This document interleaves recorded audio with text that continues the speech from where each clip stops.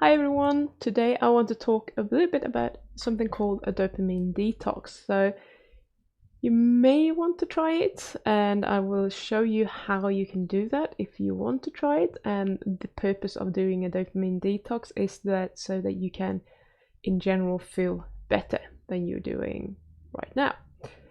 And if you haven't subscribed to my channel, please do so and give the video a thumbs up and share it with all your friends that you think might benefit from this video or other videos that I'm making.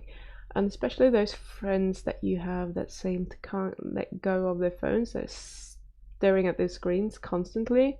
They definitely need this. So to some people it might sound like dopamine and the things that we do to get dopamine is just a load of bullshit. So let's start with actually having a look at how powerful dopamine actually is. So I've had a few comments on my channel in previous videos where I've been talking about sugar addiction and where I've been analyzing what's actually going on in your brain and how to change your behavior. Someone comes in and they say that I'm making it way too complicated and it's just quit sugar, just stop eating it. And it's not that easy, and I could say that with regards to everything. Stop looking at your phone, stop scrolling Facebook mindlessly, stop drinking alcohol, stop smoking, stop doing other drugs, whatever it is that you're doing, stop watching porn, stop masturbating, stop doing, you name it. All of those things are things that will generate a lot of dopamine, and we all have our own poison, but we're compulsorily doing something, most of us, whether we are aware of it or not. So you might have heard about this rat experiment they did years ago, and they measured the effects on the rats' behaviors when they were giving a reward, i.e. a dopamine release in the reward center in the brain. So what they did was the researchers actually, they implanted electrodes into the brains of these poor rats, and every time the rats pulled a lever, the researchers pressed a button and gave them a reward for this. So that would stimulate a feeling of pleasure and satisfaction. So the rats really responded as expected to this, and they loved this so much that they would just keep pulling this lever over and over again for hours. So they wouldn't eat, they wouldn't sleep, and eventually they pretty much passed out from exhaustion because, even rats need to sleep. So what we usually do in research is like, okay, now we've seen this, so let's do the opposite. Let's reversing this experiment. And of course they did that as well. And instead of giving a reward, they blocked dopamine release completely so that the rats wouldn't get dopamine from doing anything. What happens? The rats became so lethargic that they were just laying there. They pretty much lost their will to live. They wouldn't get up to have a drink, they wouldn't get up to eat, they wouldn't even get up to make new rat babies. They wouldn't do anything. They just were not motivated. And I think, we can see that in people who are severely depressed, or people that are going through massive, withdrawal from quitting heavy drugs. They don't want to do anything, they don't care anymore because they don't have any dopamine. They might have some dopamine, but they don't have the receptors or enough receptors to actually notice it. There's no motivation to do anything. But what they saw is that when they placed food straight into the rats' mouths, they would eat it, but they just couldn't be bothered to go up and get it for themselves. And I know one or two people like that. They would love doing something as long as they don't have to put any effort into doing it themselves. They're happy for someone else to feed them, to someone else to do it for them, or for someone else to facilitate for this happening. It's just that they can't be asked to do it themselves. And that might be that they are very low in dopamine in their brains. Might be a very annoying behavior for someone else, especially if we want this person to participate, but there might be a reason for why this is happening. So I find it quite interesting because normally we think that thirst and hunger are the things that would motivate us to drink or to eat. But with the rats, you could see that they didn't care. They must have been hungry, but if eating doesn't generate a dopamine response, their brains don't think that there is a point in eating, because they don't get the reward for doing it. So these rats are going to starve to death unless we are feeding them ourselves, because they can't be bothered. And that is quite scary. And as I said, we see that in people to some degree. Maybe not as, in a person, it's never going to be 100% blocked, but we can still see the effect of it.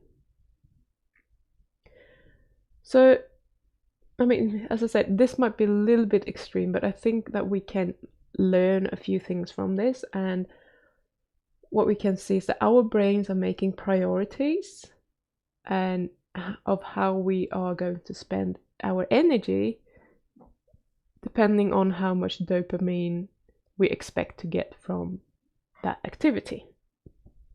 So if we get no dopamine, there will be no motivation to do it.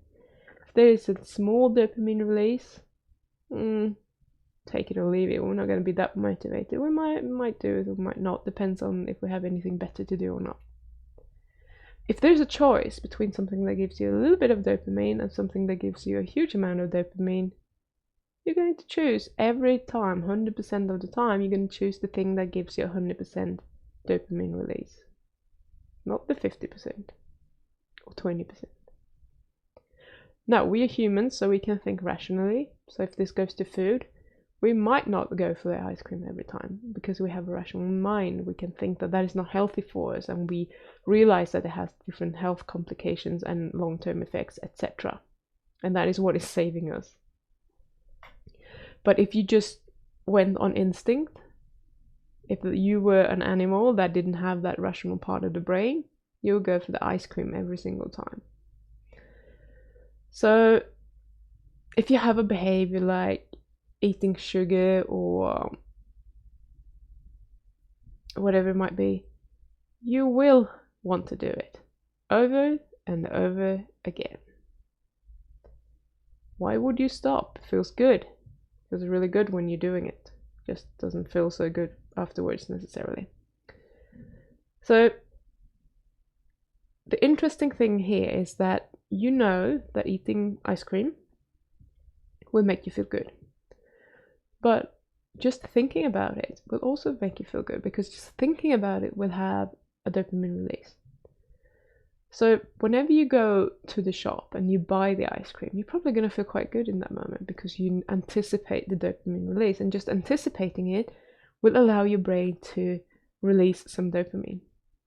And then you put it on your plate, and again you're anticipating it, and you start feeling good already, even though you haven't even eaten the ice cream yet. And this is because your brain is just, when it knows that it's coming, it's happy to start releasing the dopamine already. Even if you rationally know that this food is going to make you feel worse. So let's say I'm going to eat a tub of Ben & Jerry's cookie dough ice cream, which is one of my favorites. I'm getting it out of the freezer, and I'm just going to let it stand there on the counter for 10-15 minutes so that it's thawed a little bit.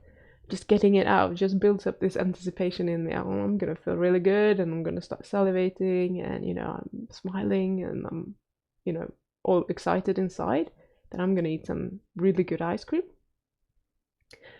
And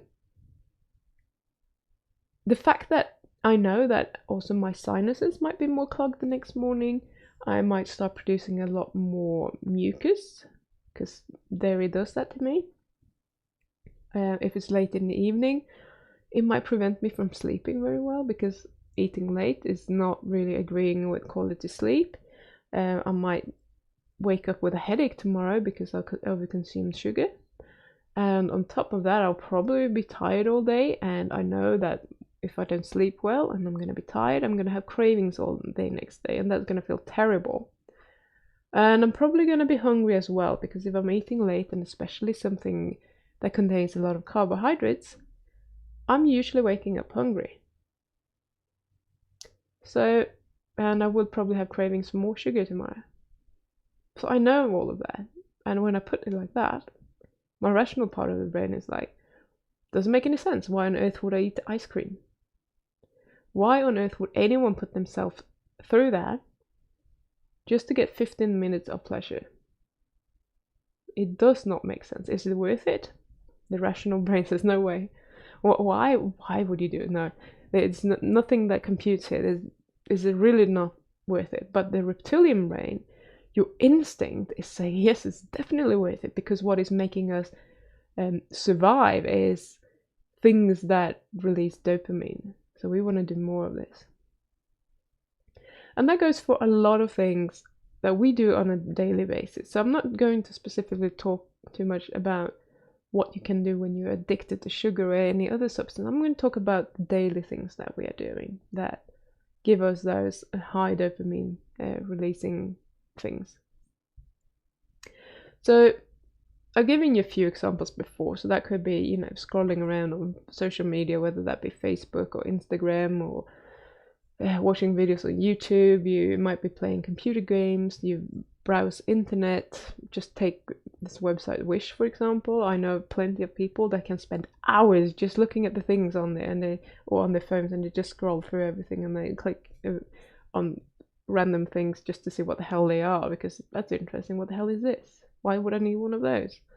And we're just curious and we want to know. And every time we see something new, you get a bit of a dopamine release. It's really I guess modern age digital media junkie. Porn, Netflix, YouTube. I said YouTube. All the gambling, all those kind of things, behaviors that we're doing. Gambling might be a little bit worse, but the things that we're doing on a daily basis. So a lot of people, they just wake up in the morning and they start going on their phone straight away, checking their emails, checking the Facebook, and their brains are just like getting flooded with dopamine and overloaded, and we're not feeling very motivated to do anything after that, because whatever we need to do is not going to be a high dopamine activity if it's something that we need to do, like working or cleaning the house or making YouTube videos. It's not going to be as rewarding as watching other people's YouTube videos or looking at cat pictures on Facebook. So just think about how many times per day you actually check your phone. How many times do you think it is? You probably think that it's maybe 10, and in reality it's 60 times. Because we unconsciously do this throughout the day to get this little extra release of dopamine. And that is quite scary to think about, how we're abusing things that could actually be quite useful to us, but we keep overdoing it so that we get more dopamine. And when we get more dopamine, we will start downregulating. Amy, stop it. Start downregulating our dopamine receptors. So we're going to need to do this more. As I've been talking about before, we're building up a tolerance to dopamine just by doing these things. So if I told you that you can't log in or scroll on Facebook all day, you might almost feel panicked. And when we're overloading our brains with dopamine, you're not going to be able to overload it as much with Facebook as you would be with sugar, for example, but you're still going to do it, and you're still going to have an effect on the dopamine receptors. And as soon as you start downregulating them from your baseline, normal things in life will feel less interesting to you, or you're not going to be motivated to do them. And this is the reason that we're downregulating it, is that our bodies, we want to maintain homeostasis with regards to everything. So the signal that we're getting from the dopamine that we're getting on a daily basis, we want that to be, at the maximum high. But if you're constantly adding too much dopamine, you don't want the signal to be up here, or your body doesn't want it. That's why it's going to downregulate it, so that we're not overloading the system. So now you need to do these things in order to just feel normal. And that is a problem, in my opinion. So just as with the rats, eventually you're going to need another way of raising the dopamine constantly just to feel normal. So if we can't, If you start feeling depressed and unmotivated to do anything because normal things don't release enough dopamine for you, even if you're not addicted to anything, you might just be having all these bad habits that you don't even think about that you do. So if you find that you are struggling to enjoy low dopamine behaviors, you might have to go through, or maybe you should go through, a dopamine detox. So if you're someone who's just not motivated to do the things that you should be doing on a daily basis, which is pretty much everyone, in my opinion, you might not be addicted to something, but you're doing these behaviors. So what you do is that you take a day where you avoid all stimulating or dopamine stimulating activities. And that will allow your dopamine receptors to recover a bit. Because as I've said before, the upregulation and the downregulation of dopamine receptors can be really, really quick. So you might actually get a really good response from doing this. So what you want to do is you take a day of the week and you're trying to have as little fun as possible. You want it to be maximally boring, pretty much. You cannot use internet, you cannot use a computer, you cannot use your phone, you are not allowed to listen to music, you're not allowed to eat any junk food or sugar or anything that could, stimulate that. You just eat boring food. You cannot masturbate, you cannot watch TV or Netflix or YouTube. Just stay away from all of that for one day. What you can do is you can go out for a walk, unless you're at house arrest. You can meditate. You can write a journal if you like, but with pen and paper, not on the computer. You can do other sort of physical activity. You can connect with other people. All of those kind of natural things are fine. Okay? And if you feel like, oh my god, this is way too much, I'm never going to be able to do that, you can do a mini version of it, which might be useful for you, but probably not as much as, removing all of it. So what you do is that once a week, you just refrain from performing one dopamine generating activity. So if you feel like you're waking up every morning, you straight away on your phone and you are checking Facebook.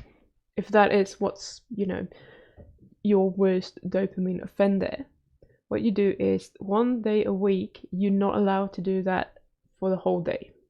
You can still do other things. You can still, if you're not going to go on Facebook or you're not going to look at your phone all day or whatever you choose to do, then you can still be on the computer, you can still watch TV or do all of these other kind of things if you want.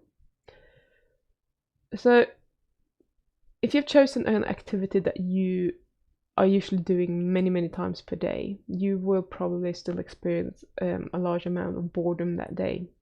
And this is what you want. I know that you don't want it, but this is what you want in terms of for the dopamine detox to be efficient.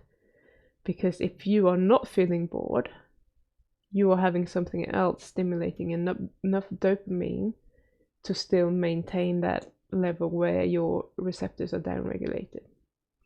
If you're feeling bored, your body's going to be like, hey, we're not getting enough signal here, we're going to have to upregulate those receptors again. So boredom is pretty much key to it. So you can tell how efficient this is by how bored you are, because the more bored and unmotivated you're going to feel, the better it's going to be in terms of how many receptors you are going to have to add to your current pool of receptors, basically. And the good thing with this is that you might even get so bored that you will start cleaning the house or something, because you have nothing else to do. All of a sudden, you have several hours that you usually spend on your phone that you can do something else with, and you're not allowed to, maybe, especially if you do the proper one, you're not allowed to do any of those activities. So what are you going to do? You're probably going to want to distract yourself with something else, and that might be a good thing. I know for me, when internet is down, for example, I struggle to come up with anything to do. I get frustrated. I do feel bored because I'm constantly using it. So what I'm using it for is to some degree work, but then there must be an amount of dopamine release from just using the internet. So even when I don't use internet, I use internet. So let's say I might want to do something practical like repairing a floorboard.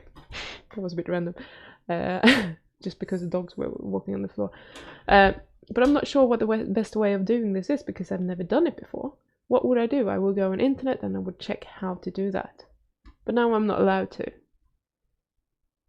That would be a problem for me. And I can get annoyed by things like that. So whenever I don't have internet, unless I'm out doing a physical activity like kayaking or walking the dogs or something, internet is always around me. And when I'm thinking about something, if I have a question about something, I always go to internet and find the answer pretty much straight away. Now I could write a list of all of these things, but that's going to be annoying because then I'm going to have to spend an hour or more just to check all these things out. But I want to know them now. And that is a dopamine thing as well. I have no patience. So just be aware of where, what things do you feel like you need to do now? What is it that would be, panic if you take it away from me? And then take it away for a day and see how that feels. So ideally you would want to stop doing all dopamine releasing things, because most of them are probably very time consuming, and you could probably benefit a lot from having this time to do something more useful. And it's usually really hard to do, and what you can do, this is a different way of solving the same problem, is that first of all you can still do the detox, but you can also start introducing some sort of reward for the activities that are not very dopamine rewarding in themselves. So for example, let's say that you want to get 5 things done today. You look at a list. Which one feels least appalling, or most appalling, sorry. Which one do you just feel like, oh my god, I really don't want to do this? And start with that one. Because the second worst one is going to release slightly more dopamine than the first one. So your reward for completing the first thing is that you get to do something that feels a little bit more motivating. And then when you're completing that, you get to do the third thing, which is a bit more motivating. Most of the time we're starting with the things that are easy to do, that will get that dopamine going, but just turn that list around and do it the other way around. You will benefit from that. Or you can, some people are choosing to do that, you reward yourself with dopamine stimulating activities after you have completed low dopamine tasks. So that could be that for every hour of low dopamine behavior that you are having, or activities that you're having, let's say it could be cleaning or working or studying or paying bills or whatever it is that you're not really feeling motivated to do, for every hour you get 15 minutes of some type of high dopamine activity. Now, this don't apply to junk food or sugar or alcohol or anything like that, because then we just reinforce that behavior by seeing it as a reward. So we definitely don't want to work 8 hours and then eat ice cream for 2 hours. It doesn't work like that. I'm talking about behaviors now. So if you're working for 8 hours, you're rewarding yourself for 15 minutes for every hour. You have 2 hours. What am I going to do with them? I'm allowed to sit on Facebook or watch Netflix, listen to music, whatever. Well, music is probably okay anyway, but whatever that activity is. And one thing that is important to note here is that you want to do the dopamine rewarding activity at the end of the day. You don't want to do it 1 hour of work, 15 minutes of dopamine reward, an hour of work, and then another 15 minutes, because that way when you have the 15 minutes, you're not very likely to want to go back to do more of the low rewarding tasks. It's very, very easy to just do more than 15 minutes, keep doing that, and move from one dopamine releasing activity to the next and just think, screw it, I can't be bothered. So you need to save those minutes up and do that at the end of the day so that you can go and sleep in between and kind of reset. Then you wake up in the next morning, your dopamine levels are higher naturally, and you can deal with those boring tasks better. Then by the end of the day, your natural dopamine levels go down a bit, and you're allowed to have your allotted time to do those tasks. Okay, so in short, if you're feeling a lack of motivation to do the things that you need to do, always start with the most boring task first, then move on to the second most boring task, etc. And work yourself through that list of things that you want to do today. And also, if you are rewarding yourself by the end of the day with high dopamine releasing activities, do them at the end of the day. Do not indulge in doing them in the middle of the day for some reason, because you're not going to be able to go back to the less rewarding tasks that you have to do. You may be on occasion, but in general that's going to be very, very hard, and it's going to require a lot of willpower, and it's not going to feel good. So avoid that if you can. And if possible, 1 day per week, take that way off all high dopamine releasing activities. Don't indulge in any of those if you can, or just remove one of them to get a dopamine detox basically. And then you're going to upregulate your receptors very quickly, and all of a sudden it's going to feel better to do things that you haven't been able to enjoy for a while, even just going for a walk, etc. So thank you so much for watching. I hope that you have found this video useful. Excuse my dog, she's chasing flies in the background, but what do you do? So please leave me a comment and let me know if you have any bad habits, and whether you actually want to quit them or not, and if you're going to do something about it, or if you're maybe not, I'm on the fence, I'm probably not going to do it right now. So I found it quite interesting, so just let me know in the comments and we can have a little bit of a discussion about that. So I will see you soon. Bye.